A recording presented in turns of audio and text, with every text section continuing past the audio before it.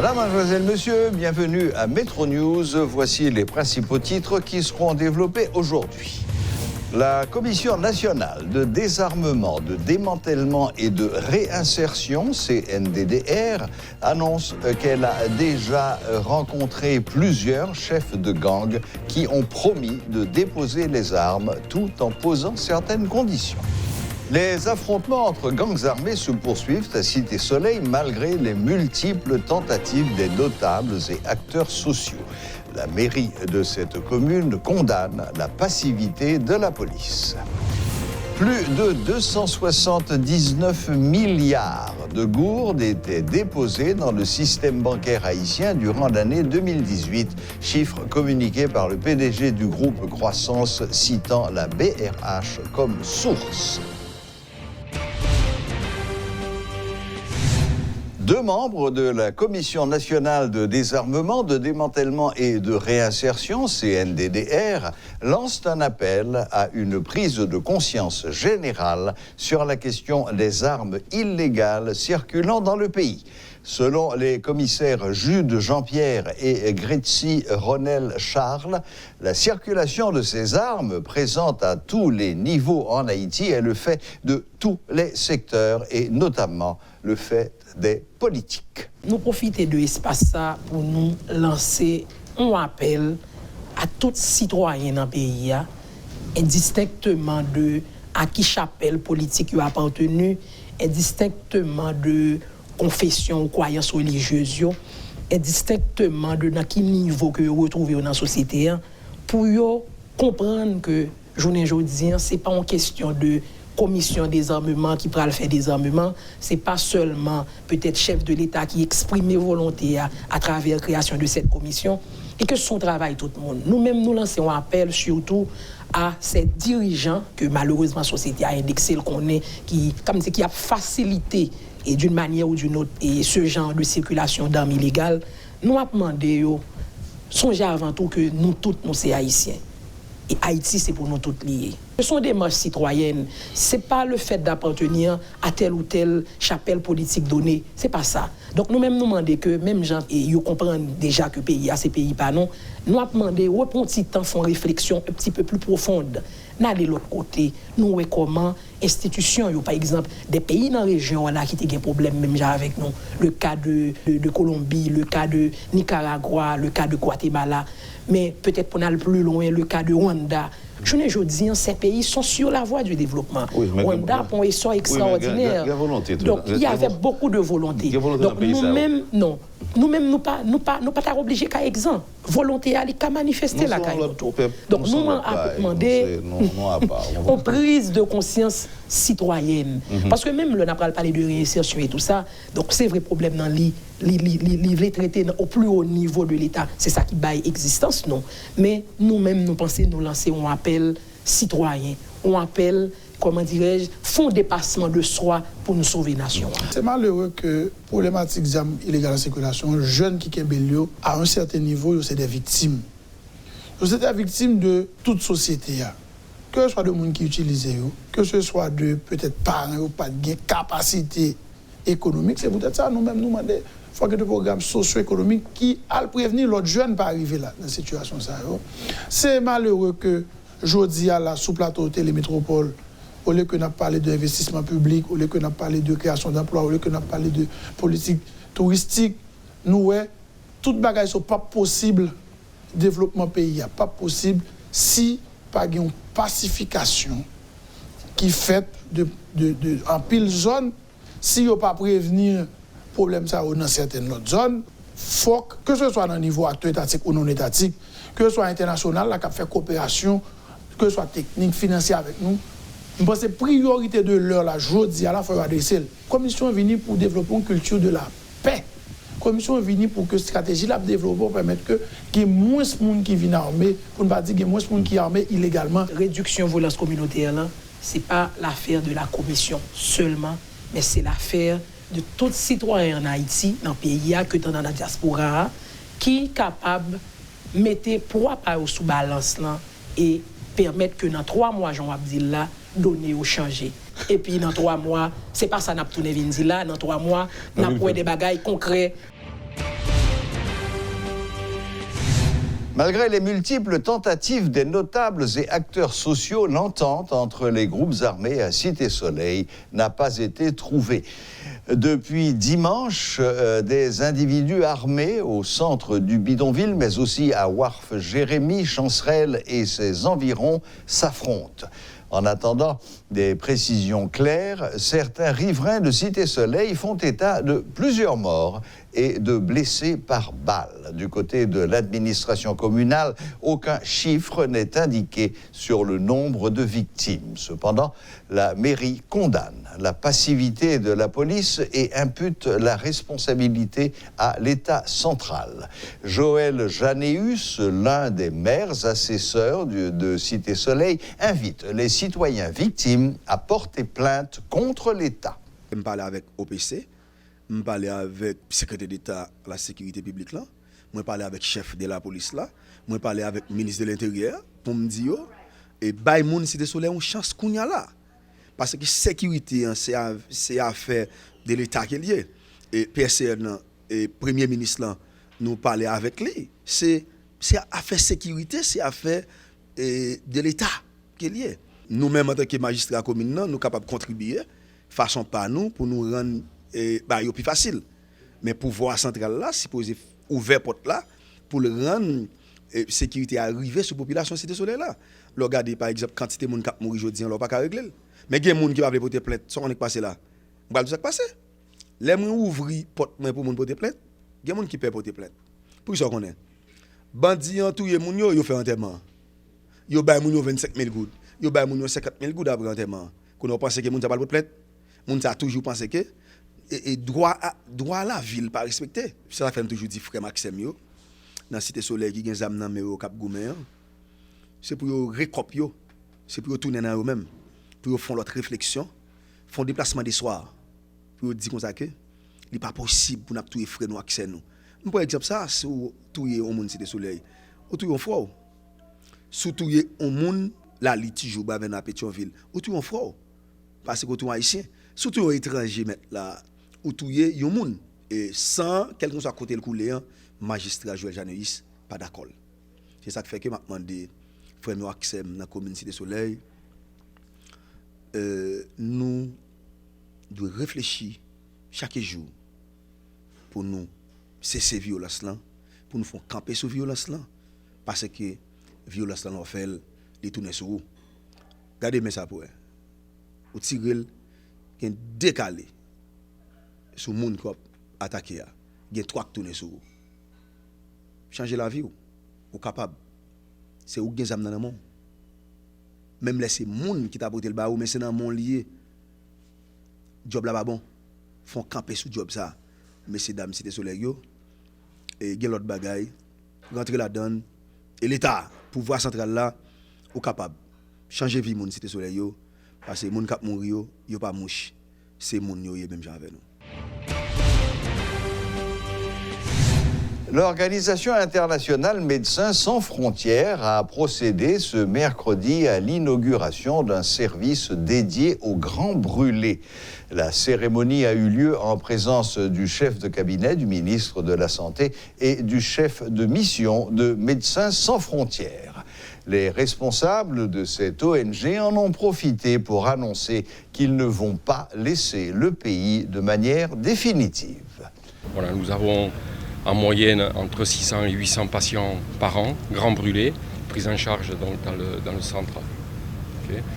Et le centre également est devenu un centre de formation parce que nous sommes conscients qu'il est important de transférer ces compétences vers des ressources haïtiennes, à savoir donc les résidents, à savoir les infirmiers, à savoir les physiothérapeutes, mais au quotidien, en fait, nous jouons le rôle de formateur puisque donc 98% de nos employés sont haïtiens. Nous avons le centre de Martissan, qui est un centre d'urgence. Nous avons également l'hôpital de Port-à-Piment où MSF collabore donc avec le MSPP. Nous avons une clinique à Demal 33 qui prend en charge donc toutes les victimes de violences sexuelles basées sur le genre. Et nous avons ouvert également un autre projet dans le Haut-Artibonite pour la prise en charge également des victimes de violences sexuelles basées sur le genre. MSF, parce que également, j'ai pu comprendre qu'il y avait quelques doutes ou quelques malentendus. MSF ne quitte pas le pays. Donc, vous avez bien vu, ces investissements que nous avons faits maintenant le démontrent. On s'inscrit dans la durée et on veut continuer à être présent en Haïti. Nous sommes donc situés en Cité Soleil et nous n'avons aucun, mais vraiment aucun problème, donc, que ce soit au niveau insécuritaire, que ce soit même au niveau de la collaboration avec les autorités sanitaires et autres. Nous n'avons aucun problème pour fonctionner en Haïti. Financer l'agritourisme en Haïti, c'est autour de ce thème que se déroulera la 9e édition du sommet sur la finance du 22 au 27 avril prochain. Le PDG du groupe Croissance, Kessner Farrell, en a fait l'annonce ce mercredi en conférence de presse. Il a mis l'accent sur l'importance de ce thème dans un contexte où l'instabilité politique a un impact sérieux sur le secteur touristique haïtien. Ce sera aussi la 4e édition de FinTech où il sera question des nouvelles technologies de l'information et de la communication. Déjà, l'économiste s'attend à ce que cette activité soit une réussite à tous les niveaux. Vous êtes capable de dire, le fait que nous choisissons touristes là, vous êtes capable de dire, mais Jean-Pays est là, qui a fait touriste que nous avons parlé, c'est pour nous capables de comprendre que l'économie caribéenne est aujourd'hui une économie de services et particulièrement touristique. Les chiffres sont là. Il y a 6 millions de touristes qui ont visité la République dominicaine, 6,4 millions en 2018 là. La Jamaïque fait 4 millions. Si vous mettez Cuba là, d'un bon 3 millions. Donc, vous imaginez que quelle opportunité n'a perdu là. Le fait que par instabilité politique, pour nous être capable même attirer, ça les multi-destinations. Pendant touristes là, Santiago de Cuba ou encore Santiago de la République dominicaine, si que au niveau du nord, particulièrement Cap-Haïtien, comment être capable d'attirer les touristes dans la zone. Donc, nous voulons montrer que le secteur touriste là, son secteur qu'on a exploité, mais si nous faisons touriste, là, tout représenter une tête locomotive pour l'agriculture, parce que soit faire tourisme, soit faire agriculture, si vous allez acheter manger à la dominicain, donc il va néfaste envers vous-même. Donc nous allons faire première activité qu'on a fait dans mardi, c'est les opportunités qu'on a ratées au niveau de la région. C'est lui que nous avons mis comme élément fondamental du secteur, le tourisme et l'agriculture, comment ces deux secteurs peuvent cohabiter, ce qu'on appelle les chaînes de valeur, les renforcer, je pourrais dire. Qui satisfaction, nous avons bien pas oublié que sommet à nous-mêmes, pour ça nous fait, c'est après le tremblement de terre de 2010, nous avons décidé de dire Haïtiens, attention, financement, ce n'est pas une affaire simplement pour les gens qui ont l'argent, que financement est social, financement doit avoir plusieurs éléments là-dedans, finance publique entre là-dedans. Donc, satisfaction, c'est surtout garder comment lancer des débat, faire discussion, et comme Banque centrale a circulaire, le circulaire 113, que nous mettons particulièrement pour le secteur agricole, son secteur extrêmement risqué à cause de naturel et sans oublier l'instabilité politique. Donc, Banque centrale a une opportunité pour présenter également ce qui va passer au niveau du secteur agricole. Bon, me rappelez-nous que l'an mardi, il y a deux activités, parce que depuis quelques années déjà, nous mettons en place la conférence internationale sur la microfinance. Donc, il y a dans Caribé une salle qui va consacrer exclusivement à la microfinance, qui va le mardi 23 avril. Et pendant 4 jours, il y a des opportunités également de formation. Il y a un groupe, les EGM, qui va faire formation pour des gens qui ont besoin de connaître comment faire business plan, plan marketing, pour être capable vraiment utiliser l'espace là pour développer des contacts, parce que la finance dépend de relations et de revenus pour être capable de dégager. Donc, son espace que nous créons, son plateforme pour que nous comprenions sa finance et comment mieux gérer financièrement le pays. C'est ça qui est satisfaction. La Fondation Héritage pour Haïti a réalisé ce mercredi un atelier de formation avec les journalistes autour du thème « Le rôle des journalistes dans la lutte contre la corruption ». Les journalistes ont de grands rôles à jouer dans la lutte contre la corruption. Avec l'accès à l'information, une investigation journalistique peut être d'une importance capitale dans le cadre d'un dossier relatif à la corruption dans l'administration publique, a déclaré la présidente de la Fondation, Marilyn B. Alien. La Fondation Héritage est la section haïtienne de Transparency International. Elle travaille depuis un certain temps dans le domaine de la lutte contre la corruption. Des activités similaires ont déjà été réalisées et d'autres suivront, poursuit Madame Alien. Cette initiative se fait dans le cadre d'un projet que nous avons pour renforcer les capacités des journalistes à aborder la problématique de la corruption.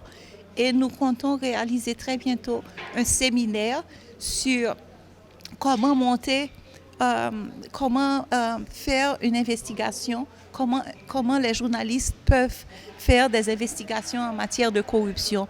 Et nous comptons faire entrer un expert, un journaliste d'investigation américain qui viendra faire ce séminaire-là pour les journalistes haïtiens. Et à ce moment-là, nous pensons qu'on aura un beaucoup plus grand groupe, un groupe beaucoup plus large, et on invitera aussi beaucoup les propriétaires des médias. Parce que si les journalistes veulent faire une investigation, il faut que les médias pour lesquels ils travaillent leur donnent leur appui. Ils ne peuvent pas, par exemple, aller faire une investigation sur un dossier de corruption et puis prendre leur temps pour faire ce travail-là et ne pas avoir l'appui des propriétaires des médias. En fait, la Fondation Héritage travaille depuis des années dans le pays. On a fait déjà pas mal, beaucoup de sessions de formation pour les entités publiques. On a déjà fait des présentations et des formations pour les juges. On a fait pour des policiers. On a fait pour des cadres de l'administration publique. Et on a beaucoup collaboré avec l'unité de lutte contre la corruption pour faire des sessions de formation pour le secteur public. Mais ce projet-là, ce que nous menons maintenant, c'est effectivement un projet qui vise strictement les médias et les journalistes. La structure dénommée Ministère Pasteur Enoch s'apprête à organiser le 4 mai prochain la grande finale du concours intitulé Génie intercommunal Sol. Cette activité, qui s'inscrit dans le cadre d'un vaste programme d'excellence, vise à encourager les jeunes à rester sur la voie de l'éducation afin de mieux préparer leur avenir. Les demi-finales de cette compétition se dérouleront ce week-end avec 4 équipes en course, 3 écoles de Cité-Soleil et une de la Croix-des-Bouquets. Enoch Joseph, organisateur de ce concours, est convaincu que l'éducation reste et demeure le seul chemin pour empêcher les jeunes de s'adonner à la violence. Deuxième édition, nous partis là avec 9 écoles encore. Et fois ça, nous avons une commune Carrefour qui était ajoutée dans toute commune. Et gagner l'école commune Carrefour elle est éliminée déjà, nous avons l'école Delma elle est éliminée déjà, et nous avons l'école Port-au-Prince qui est éliminée déjà, et nous étions commune de Cité-Soleil avec commune de Croix-des-Bouquets encore. Il y a 4 écoles qui étaient dans une finale là, et c'est ça nous prenons. Mais je me dire que l'initiative ça a pour objectif faire porte université et ouvrir pour jeunes qui sont dans le ghetto, jeunes qui sont dans la Cité Soleil, mais la Paris Cité Soleil seulement, parce que nous invitons jeunes qui sont de Carrefour, jeunes qui sont de Croix-des-Bouquets, jeunes qui sont de Delma, presque toutes les zones métropolitaines touchées par l'activité ça. Eh bien, nous dit OK, nous avons possibilité pour rentrer. L'année dernière, 2018 là, nous avons 16 étudiants qui rentraient dans l'université l'État. 16 étudiants, Université de l'État, et nous gagnons 3 étudiants qui entrent dans l'université. Qu'est-ce qu'il y a? Ça fait 19 jeunes qui nous permettent de rentrer dans l'université dans l'initiative PEA. Ça veut dire qui vaut la peine que nous continuions et nous travaillons, nous avancé avec et pour nous capables de faire jeunes accès à l'éducation supérieure qui c'est un gros luxe pour nous dans le pays d'Haïti en général et particulièrement pour mon Cité Soleil qui n'a pas accès à aucun droit et doit ça encore plus fort jeune les violer. Voilà, la boucle est bouclée. Merci de votre fidélité et à la prochaine, même heure, même chaîne.